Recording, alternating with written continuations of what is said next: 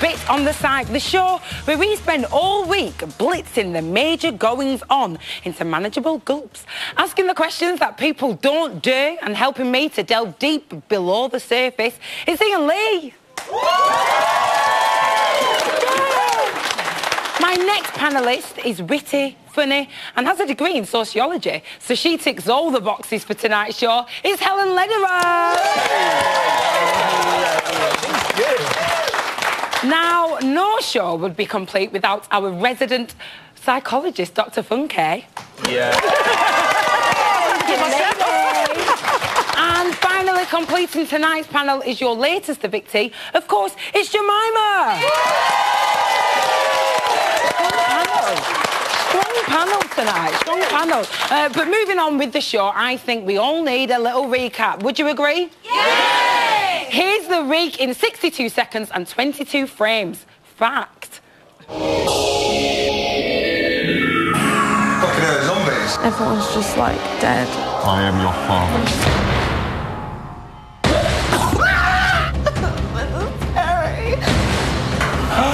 What are you trying to do, mug us all off? He's so insecure with himself, he has to find faults in everyone else. I've gossiped about Charlie. This isn't a nice place to be at the moment. This is AJ DJ reporting for Box News. I'm not in love with Jemima. He is. Dexter, Gina, and Jemima. I won't have a sausage today, don't fucking hell. Fuck. Fucking sausage. What the hell? We're gonna go. Like, we're just gonna quit. Oh, fucking hell. What the fuck? I don't even give a shit, I'll have a yoghurt. Gina. Whoa. Ha to all the 8 people that nominated me. I wake up to this every day. I'm obviously quite hated within the house. Jemima. Good riddance, Jemima. This whole place is a fucking pile of wank.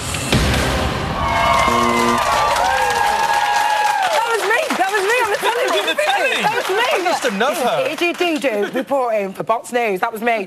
Rendition though. Now, Jemima, welcome back. Hello. How does it feel to be out of the house? Very surreal. I haven't quite adjusted yet because obviously I've been doing a lot of stuff. I only got out late last night, so haven't seen all my family yet. So I'm looking forward to seeing my daughter and stuff tonight. Your feet haven't touched the ground, not Jemima. at all. They've not touched the ground. I don't think they will for a while, to be honest. Not for a while. Well, get used to it. It actually feels like I was in there for about 3 months because the days are so long. I know. Don't worry, you're out now. Dr. Funke, how will the house be affected now that Jemima's gone? Well, first and foremost, Dexter thought he was going. I think most people thought Dexter was going.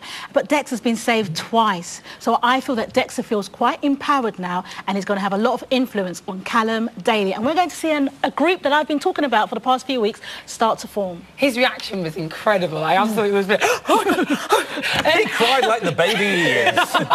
Helen, will anyone miss Jemima? Remember, she's right there. I'm very conscious that she's right there. Well, I think that nobody's that friendly, and I think people are going to adjust very, very quickly. I think that, without being rude, your history, my darling, in the best sense of the word, in the best sense of the word, and everyone is replaceable in that house. No, Dr. Funke, what could Jemima have done differently to maybe stay in there a bit longer? I think, Jemima, when you came into the house, you came in quite vibrant, happy, you said what you wanted to be, and I think what the viewers and particularly housemates found difficult was how you were with Sam, and at times Sam found that quite difficult. But I think what may have got you out of the house this week was the argument you had with Jackie, and all fair, you were trying to get your point across, but I think what happened was that you were shouting your point across, whereas Jackie was kind of listening, and I think if there was more of a conversation, you may have possibly stayed in the house this week. Me and Jackie got on really well. We obviously bonded quite well in the kitchen. We went through a lot together. We'll speak about you and Jackie in a little bit, because I'm not sure if I agree that you got on very well with her. There was a bit of tension. But From my side, are you surprised that you're sat here now?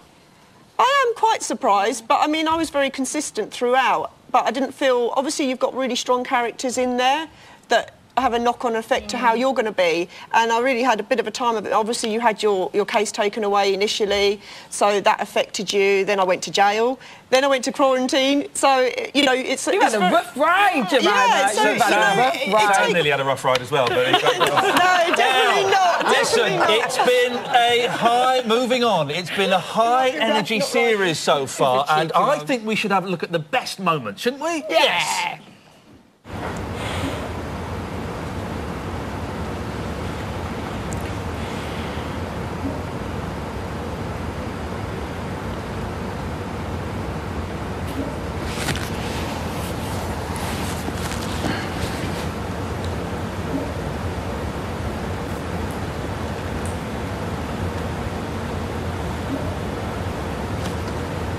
Do you still think Mike could have that drink?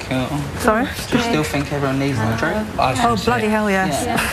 I probably... That, for me, sums up Big Brother. That clip there sums it up. That's why I love it. Yeah, really awkward all the time. Now, this week, as we just saw, the housemates nominated for the first time. Now, Big Brother revealed Dexter received 10, Gina received 8, and Jemima 5 nominations. So, Jemima, having been there, did that change the atmosphere in the house? Yeah, I mean, Dexter takes things quite... He was really offended by that, and he was like, the first thing he said was, who was the 2 that didn't? So obviously that's going to tell you who the 10 that did. Yeah. And he does take things personally, and I find that quite hard to believe because he works in the media himself, you know, all these different jobs that he's done, and he knows the game, and he comes in saying that he had a game plan, but you really can't do that because as soon as you walk in the door, like, we were affected by the cases, you know, and even if you go, you can't, you know, I tried to mentally and physically prepare myself to go in there, but nothing can. You can't, can you? You can't just a little bit, I did. Dr. Funke, which housemates have started to come out of their shell in week 2? Well, the one housemate that I'm really focusing on, and I've been focusing on from week 1, is Callum. That's just because you fancy him, let's be honest. Definitely not. Stop focusing on Callum for a minute. Is he coming out of his shell, do you think? Well, I think we're starting to see his true colours based on the VT, because he's been on the back seat, but what he's been doing, he's been watching everyone, and slowly he's got Charlie. Have you noticed that Daly and Charlie gave identical nominations to Callum? And slowly... I hadn't noticed that. Well, you know, obviously I would look at all those things. Yeah. And I think Dexter would now start to form that group. And that would, I don't know if it'll be a powerful group, but there'll be a group that may influence other housemates. OK, well, now, Dexter took a battering. Dexter took a battering in Friday's task, yet the public saved him. Check this out. The bitch's housemate has to be Dexter. He constantly stirs up situations within the house. I think Dexter's trying something he's not. He came in with a game plan, and the game plan has backfired. And I can now reveal the housemate with the most votes and second to be evicted is... Jemima.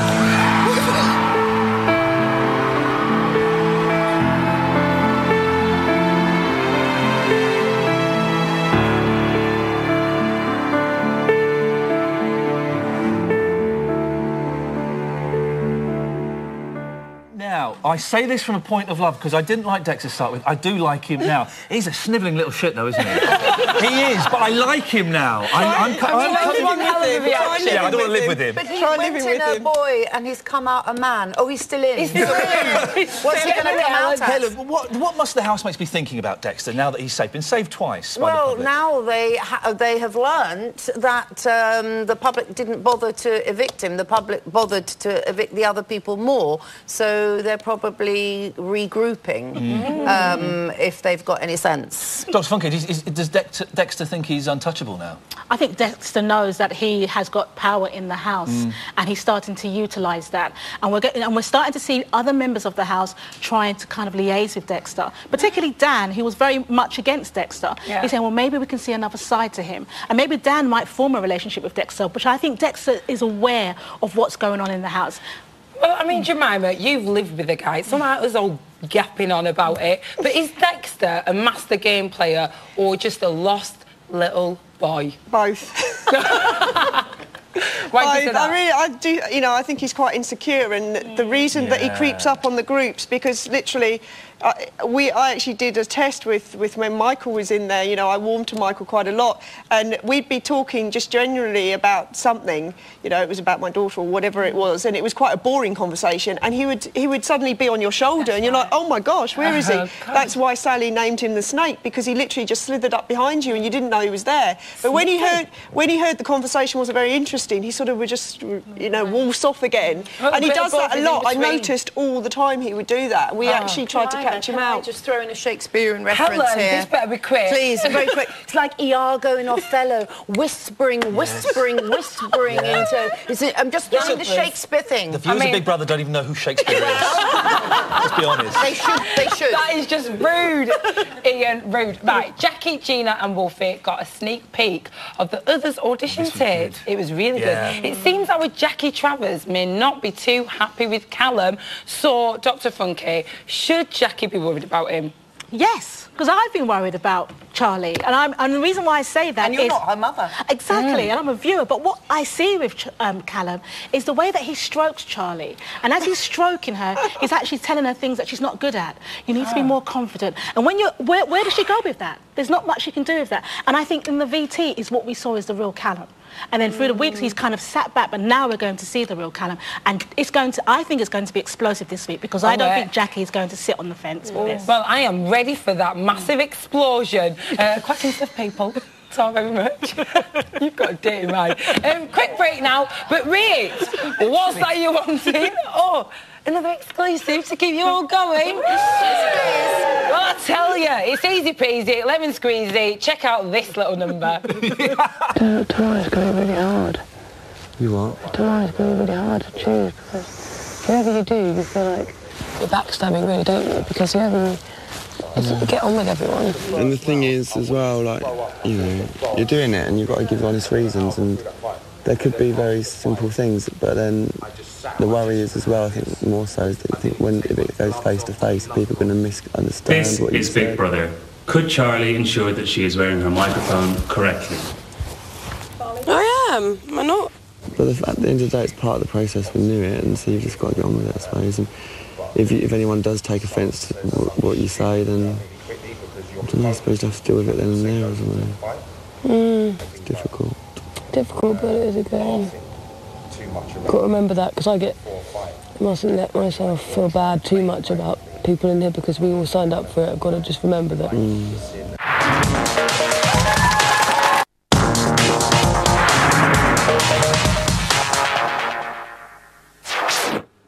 Welcome back to Big Brother's Bit on the Psych. Now, psychology fact number 326. Your mind wanders 30% of the time, but never on this show. Never on this show. Isn't that right, Ian? I should have buried it deeper. A fox could dig her up. Well, here we are in the lovely phone room. It's a cat. Now, the callers tonight are all ex-housemates who've experienced similar situations as the current lot. I cannot believe what I've just heard. I cannot believe it. Who's up first? Tell me. Up first is Sarah from Big Brother 13. Sarah! I've got a mate called Sarah, but it's not this one. Sarah, are you there? Hi there, how are you? Hi, I'm good, thank you. How have you been? Yeah, I've been really good. Now, Sarah, last series you stayed in the White Room for the same amount of time as this year's housemates spent in quarantine. How do you think it compared? Well, personally, I think the White Room was harder. You would say that, though, wouldn't you? Bye, Nah, I think it's harder just because obviously it was all white, and they got the White Room. They knew how long they were going to stay there for. We never. Okay, I mean, you really did freak out in there, but do housemates have a tendency to overreact, do you reckon? Well, yeah, when I've been watching this one, like, when people have been moaning and stuff, like, Dan was moaning quite a lot, I kind of thought, oh, why are you moaning? But then, obviously, when I put myself in their situation, I think, wow, no, I moaned, like, much more than them. You did moan. Yeah, so you did moan. I mean, people handle different situations differently. Well, thanks, Sarah the Morner. Moving on. You can't diss her on the phone. No, we've got to say thanks. We've got to move on. Yes. Who's next? We've got Scott. Scott. Scotty. Cooey. Yay! Hello. How are you? I'm okay. How are you? I'm excellent, thank you. Hey, pipe down. I know you're on the phone, but, you know, me and Scott here. Now, bonds are forming in the house, especially with Dan and Hazel. You had a close bond with Caroline yourself. Does that help in the house? Bondage? Yeah, well, I was saying, when you go in there, it's such a weird environment, and potentially hostile with everyone else, that you look for someone as soon as you can to sort of not cling on to, but get close to. So you do that for support and to have someone to back you up, and, you know, you form your own little bubble. So that's what they've done, really. Do you think that having such a close bond alienates other housemates? Well, it does really. I think with me and Caroline, it wasn't as much as them because they're much more tactile, like Hazel and Dan. And also, this whole soup situation, when they're drinking soup, and then they were there sat in their own little bubble and, like, going on and on, laughing and having their own little private jokes. And then Gina cast us up, like, this little horrible, evil look aside. I feel like I'm living it in real time. Yes, they were in a dirty soup bubble. Lovely to talk to you. Thank you. No, go away. Finally, we're running only because we're running out of time and not being rude, but it was a little bit rude. Finally, Sunshine from Big Brother 11. Hey, Sunshine. Hello. Yeah, sunshine after the rain. Now, you were evicted early on, just like our Jemima. Were you ready to go, or do you wish you had more time? I went on day 24. I think the environment really starts to grate on you around that time. It's, you know, it's conflict, it's competition, and big personalities always go early. But do you wish you stayed in longer? Well, no, because I think I probably would have had a mental breakdown on national TV if I stayed any longer. You were ready to go. Do you have any advice for Jemima? I think she's got a lot of things going for her. I think it's really sad we've lost Sally and Jemima now because they're really big housemates. And I personally like people that put their foot in their mouth quite a lot. Yeah. It's going to be leaving us with, like, the James Corden twins, and no one wants to see them showering when they're eating their red bread, do they, really? So. Well, if you're lucky, stay tuned, because Ian might put his foot in his mouth. I'll put someone's foot in my mouth. It's the last thing I do. It probably will, Boo. All right, Jemima, what do you reckon to that advice? You heard some advice there. What do you think? No, I think she's absolutely right when she said the big characters do go first, because some people find you a threat. So, you know, the people that are playing a game do try to get rid of them. And obviously Sally was a really massive character herself, very outspoken. OK, well, thanks, Jemima. Oh. Thank you. It's very brusque, AJ. Oh, I've got to be, you know, you've got to be. And thanks, Sunshine. Ciao for now. Bye. Bye. Well, you can put the phone down now, can't you? Because there's no one there. You know, this is even making me. Now, here on the site, we love nothing more than having a good old-fashioned nosy in the diary room. So sit back and relax, because for your viewing pleasure, here's what we found this week. Get your foot in your mouth.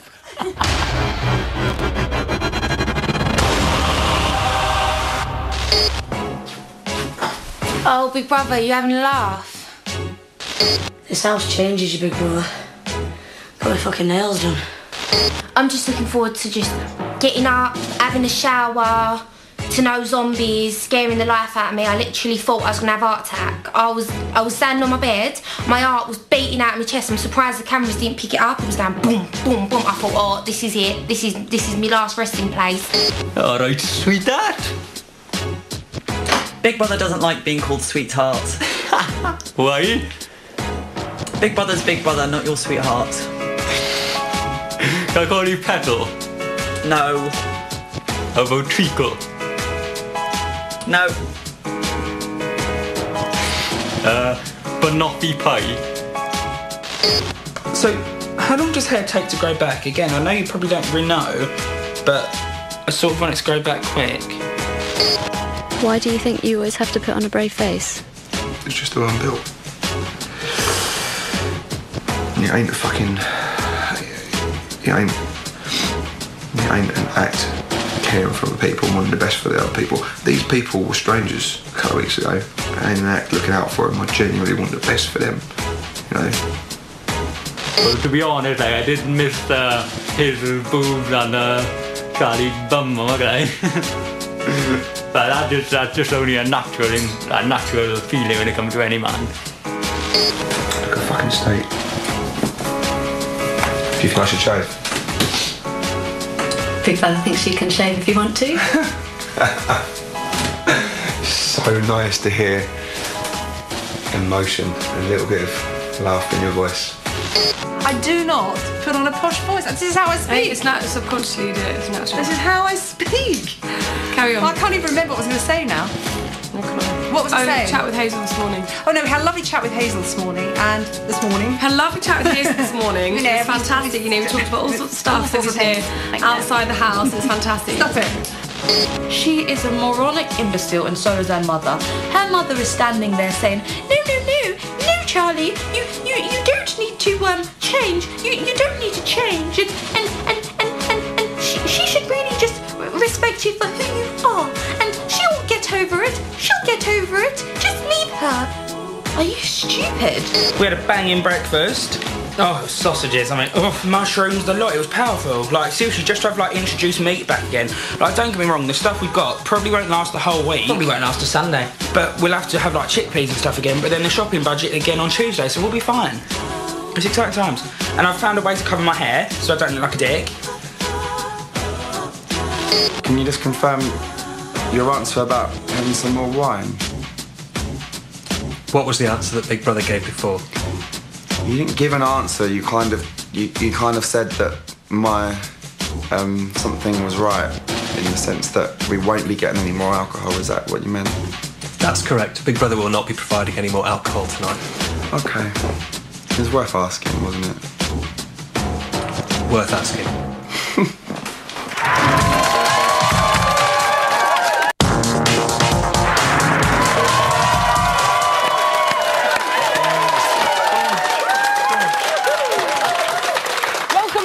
Big Brother's Bit on the Psych, where we take psychology seriously.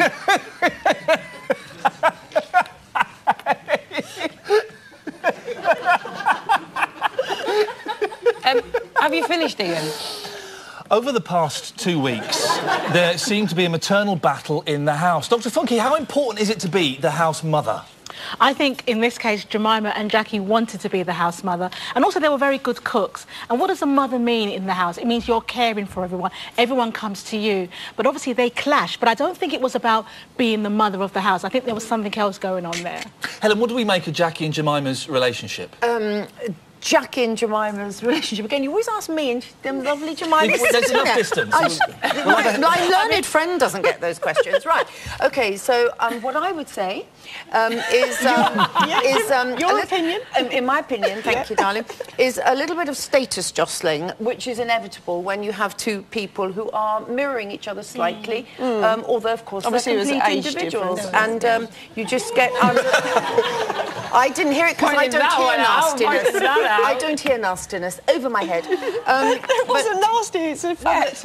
Oh, you weren't making an age comment about the other person being a bit older? Yeah. All right, settle down, ladies. Older than me. Bless her. That is a fact. Jemima was stating a fact there, just to reiterate. Oh, no, now, absolutely. But it was difficult because there is jostling with status, and you're very different personalities. But anyone who is... If there's two of anyone, if there were two comedians in a house, there would be a little bit of jostling.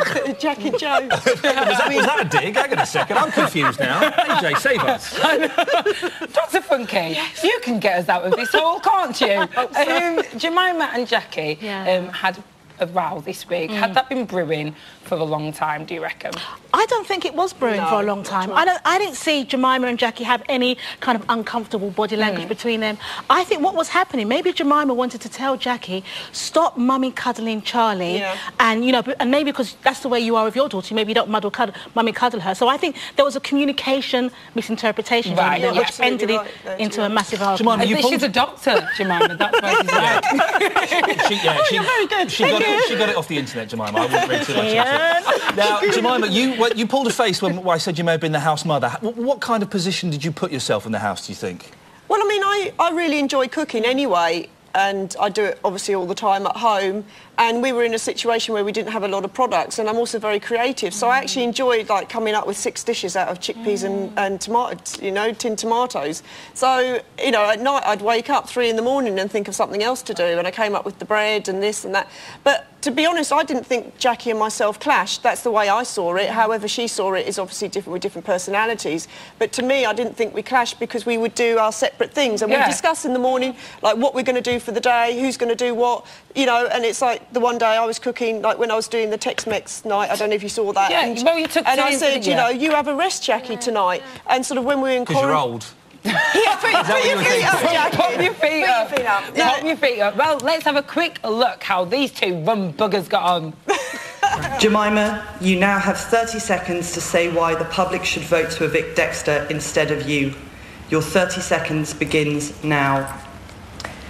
Save me because I still haven't shown what I'm all about. Still got loads of entertaining stuff to do. I think Dexter should go, really, because he seems to sort of creep up behind everybody, chat amongst the groups, and I'm being me from day one, and I... Save me! Please save me! Evict Dexter! Please save me! Oh my God. Whoa. Well done. Thank you. Thank you, housemates. I tell you what, Dr. Funky, what I'm picking up in this relationship between Jemima and Jackie, it's reminiscent, isn't it, of Julie Goodyear and Colleen Nolan. There's that kind of vibe. Yeah, but that's only now, because I've got to remember, this is just based on the argument, because prior to that, it wasn't, whereas the Colleen and Julia, that was kind of fueling up. And I think yes, there's a difference in age and there's a difference in probably how they live their lives, but I don't think that's what came out in the argument, really. I think we're probably looking into it much more than what was going on. But the argument surely was about attention and needing to be heard, and I'm sure that because it's a hothouse in there, even you, well, especially you rather, you'd lose sense of how rational you're being, and to the viewer... Do you think that they were just two complete polar opposites? I don't think they were polar opposites. It's just that I think you're jostling for attention and space and importance, which is understandable because everyone needs attention. Voices their own opinions when you're in there, and some people take offence to it and some people don't. And that's basically all it was. And Charlie actually came to me afterwards, sat on the end of the bed and said, what you said was absolutely right. I do need to take that on board, just like I got the suggestion of I'm controlling, you know, I need to say please and thank yous more in the kitchen and that sort of thing. Please and thank you a lot I did, more things. I did, but definitely. Since you've come out, have you said please and thank you a lot? Yes, thank you. Bless you, darling. No, it's just to see what you learn, not to judge. It's just a joy to learn. And she'll learn. Yeah. That's the conclusion. We're all learning. Now, one thing I have noticed is the amount of grooming the housemates are taking part in. In particular, Charlie and Callum. Let's take a look.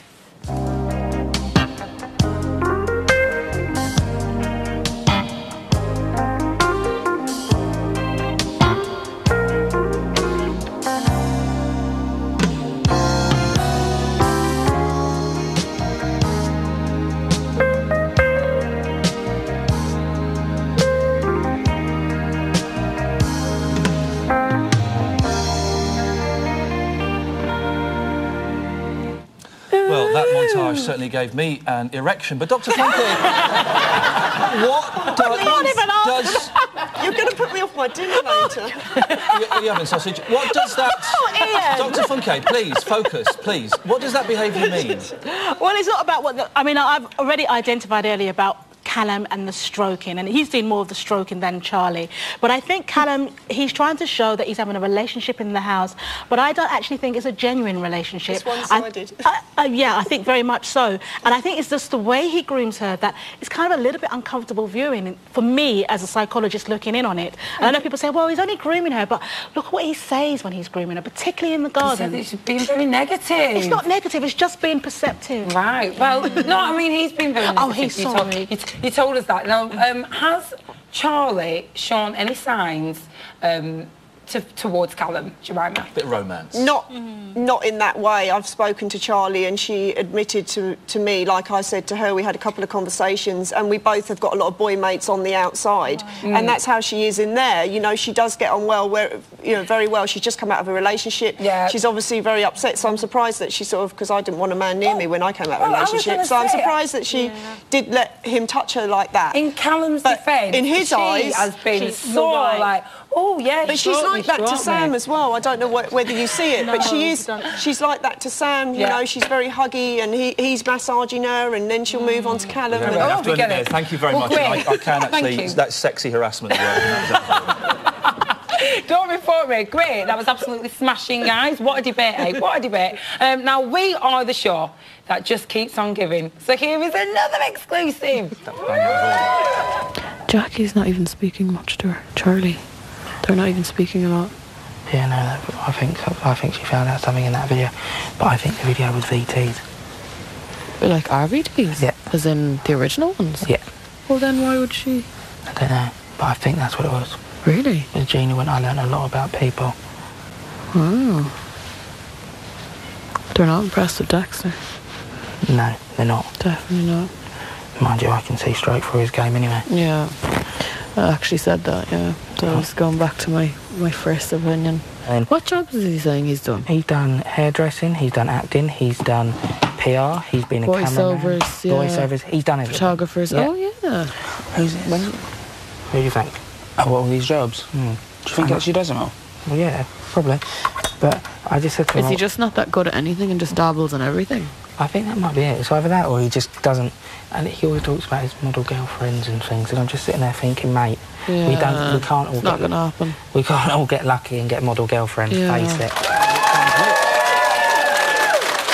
I really never thought I'd see Joe massaging Hazel.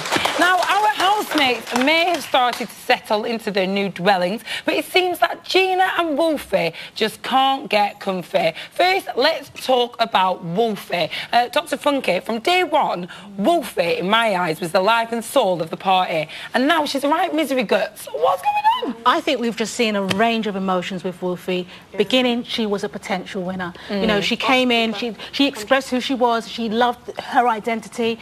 Then the thing happened with the unattractiveness and the being unhygienic. That really did affect who she is. And there was a time when she was trying to fight back, but I think it's just been so overwhelming. On top of that, we've had Dan trying to say that she's a mole and trying to kind of feed into other housemates, and that's been... OK, well, let's have a quick look at how different Wolfie was from week 1 to week now.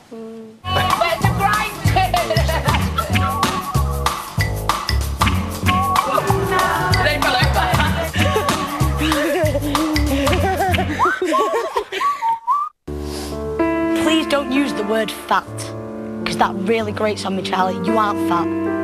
To think that people still think, after all this time, when the actor's gone out the house, that people think I'm a fucking actor because I can talk to animals. Why does he have to question me about everything? Do you know what I mean? Like, what the fuck?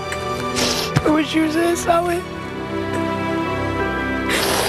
Proper fucking missing you. Wolfie, she's still not dead. Chill out, man. So, Helen, is Wolfie, you know, playing the victim as Hazel suggested? I don't think she's playing the victim. She is a fisherwoman, isn't she? I think she fishes for mackerel. And that What's that got to do with anything, Helen? Gives her backbone. Bring me back. She can return to she's got something for her when she leaves. I'm just giving hope. There's always a fish out there. Plenty more fish in the sea.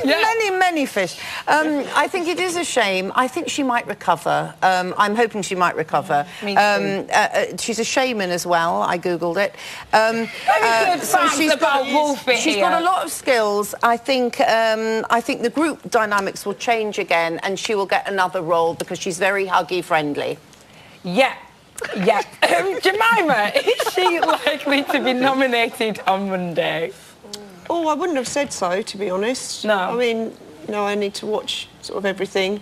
But she's absolutely 100% right. Wolfie has really changed, and, you know, that task that we had to do was you know, it was awful. It really, I wanted to take the unattractive thing off of her. And I think she's been hit with that, then she was hit with Sally. She's really struggling that Sally's gone. Well, listen, we can speak to someone who knows Wolfie very well. We've got Wolfie's chum, Drew, on the line. I hope. Drew, are you there?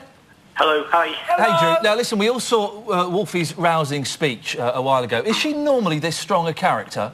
Yeah, she's very much opinionated. That's pretty much Wolfie down to a T.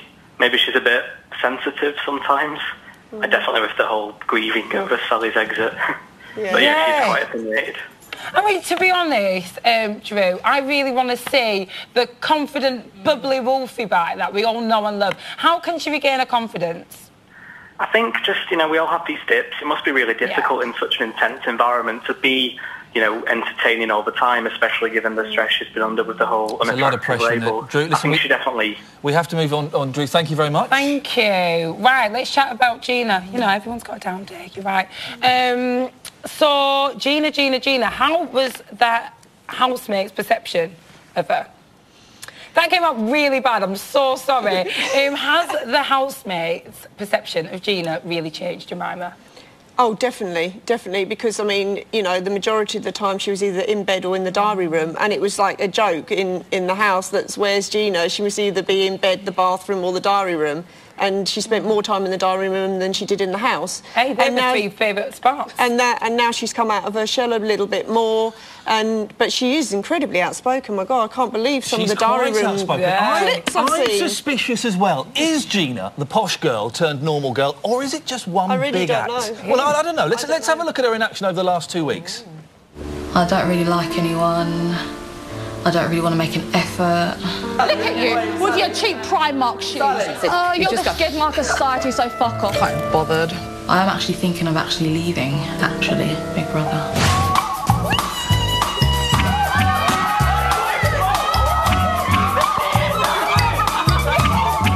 Gina, the colour, that's really nice on you. Thank you. Dr. Funke, she loses that posh accent a lot, which to me, using my psychological training, tells me it's fake. What do you reckon? Fake or real? I don't like calling anyone a fake, but what I would say about Gina is that she's changed the public's perception. I haven't seen anyone in Big Brother who comes in the way she did, where you thought she's going to be nominated, and change that around. Yep. So she's done really well. She flipped it. Now, a person who knows Gina inside out is her boyfriend, XL. And he's on the blower. XL, are you there? Hey, how's it going? Hiya, we're good, thank you. Now, Gina, your GF, has changed quite dramatically over the past week. Are we seeing her true colours shining through, or is the house beginning to soften her up? Yeah, you know, the Gina you're seeing is the real Gina I know, you know. She's a caring, loving person. She just doesn't always show that side of her, you know. What I think it is as well is by meeting such a different group of personalities, she found it hard at the beginning to be herself, but she started now to open up and relax a bit more. XL, she drank that horrible green stuff to help win the shopping task. Were you surprised by that? You know what? I was so surprised she done that, to be honest, because she's so funny about her food and hygiene. You know, it was a big, big shock to me. And to me, and the rest of the world, I'm sure you'll all agree. Are you hoping to see a new Gina leaving the house? Yeah, I think she's learning so much being in Big Brother, you know, and great life skills.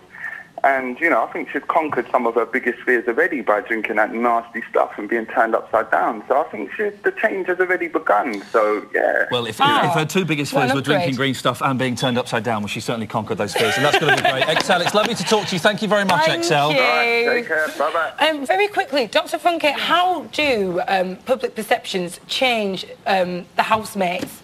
Well, I mean, we've seen it with Dexter and Gina. They both were up for nomination in 2 weeks in a row. The public have saved them. Yeah. So in a sense, when the public save you, which is, they have the power to keep you in. The most important. Being in the house now, they have, it will give them that sense of... The public vote more for the bigger personalities, though. It's people vote people out, though, don't they? Yeah, they do, but obviously it must be a real confidence boost if Dexter and Gina, up twice, saved twice. So there's so much more to talk about, but unfortunately we are all out of time. Oh, nuts. I know. Panel, you've been such a bunch of dreamboats, you have. Please give it up for our panel. Thank you. Join us after the break where Ely will be trying not to draw attention to himself in the camera buns. Good luck with that. And I'll fill you in on all the news from today. Please don't go anywhere, I'm begging you.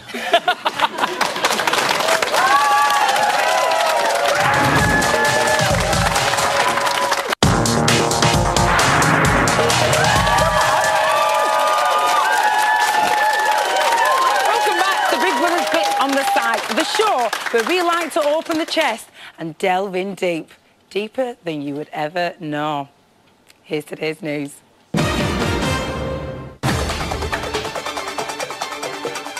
You smutty beggars. At 11:06 this morning, Sophie was facing that age-old problem. Got a nunny wedgie. Wolfie, what are you laughing at me for? From now on, I shall refer to a pussy as a nunny. That's good, because it is a nunny. It's not, though. It is a nunny. It's a twat. It's whatever you want to call it. Oh, my innocent ears. I thought Saturdays were supposed to be sophisticated. At 11:38, Jackie Travers revealed her true feelings on Callum. Callum in the house versus Callum on his tape. Who do you think is the real Callum? Ooh, I think Callum's got issues that we don't know about. I'm guessing that the real Callum is the Callum on the tape. I think he might be putting on a bit of a performance here. Not a performance, but I think he's trying perhaps too hard. In which case, when people do that, they might have something to hide. At the moment, I think I believe the tape. Ooh. Who is the real Callum? If only there was an intelligent, psychology-based Big Brother spin-off show to explain all. Oh well. And finally, at 15:44 this afternoon, it was boys versus girls in today's task. For today's task, housemates will face off in a battle of the sexes. Big Brother will command both teams to carry out a variety of actions. However, Big Brother's commands will gradually become faster and faster and faster. Splat. Splat! Are you ready? Quick, Dave! Splat. Go it, Hazel. Yes! Splat. Let's go! Splat. Shock. Done. I'm sorry to hear. Splat. Push it. Shock, dunk. Oh my God. Right in there.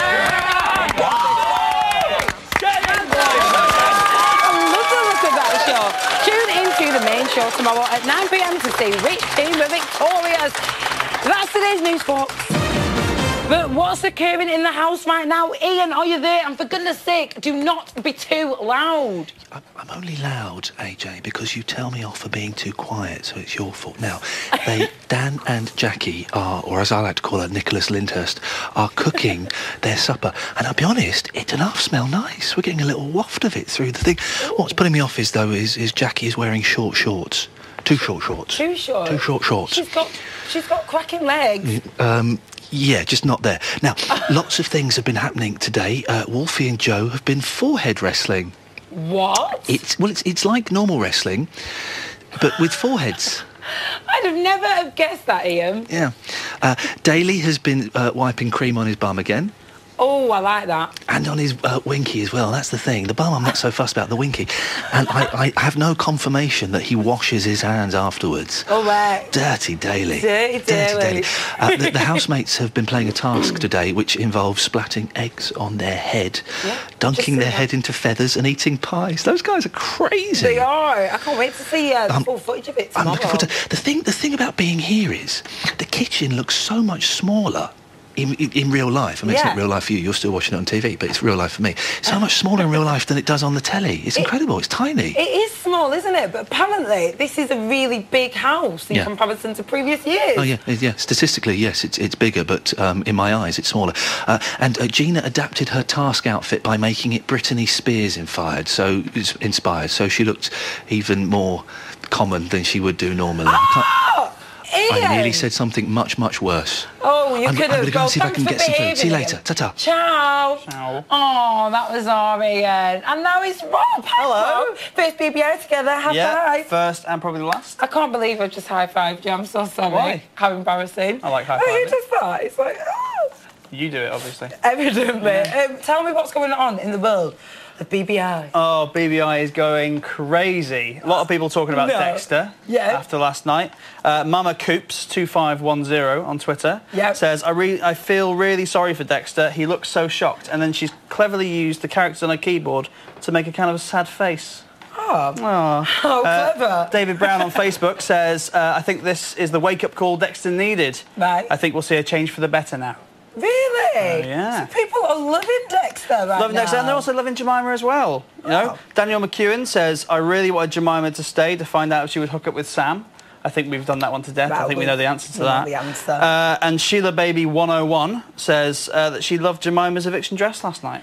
Hey, who didn't? Who didn't? I thought she looked absolutely cracking. Anyone who doesn't like Jemima's dress from last night, you fool. Cool. Also on the website, we've asked you to get your questions in for you, because you've got your own little feature there now, haven't you? I do! Ask AJ, which Ask is me anything. Cunningly titled.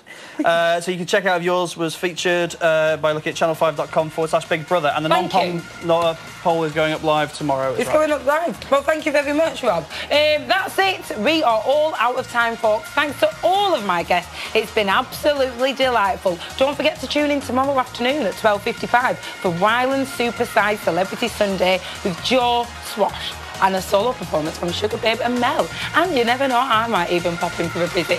TTFN, to top for now. Mwah. See ya.